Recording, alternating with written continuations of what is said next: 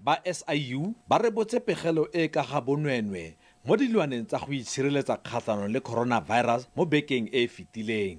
Mono Northwest ke dimmasepala di le 2 tseo di amegang. Kwa JB Max, dipatlisiso di upolotse fa go le rakontraka yo o duetseng madi a fetang milione o le mongwe ntswa go sa latelwa ditselana tse di maleba fa go le ba bangwe bao ba tlhatlositseng ditlhwatlhwa mo dilwaneng dingwe.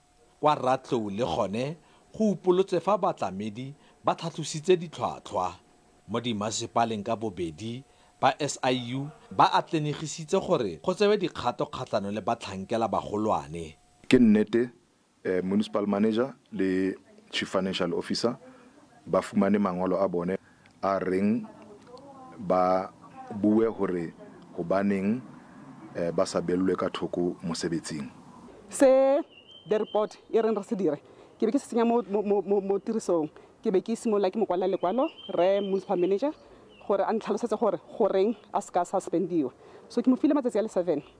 Motsamaisi wa Mmasepala wa JB Max a re ga itumella tsamaiso e e diragaditsweng. Go ya ka nna santse gona no bele gore ke fiwa kgapetsana gote hera ditatofatso tsa gago ke itse go gogela ko lekgotla kgalemong ga go sekisa ka ditatofatso tse itseng o samplela go santsane o ya go di investigate santsane ya go di tlhomamisa.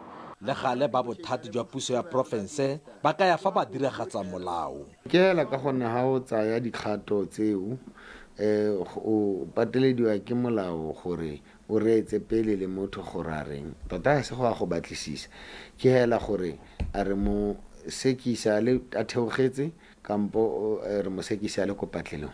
Kgabagare motsamaisi wa Mmasepala wa Ratlou o ne a se rate go tshwaela jaaka a kaile gore morero ono o setse o le kwa kgotlatshekelo. Patrick Dintwa, SABC News Mahikeng.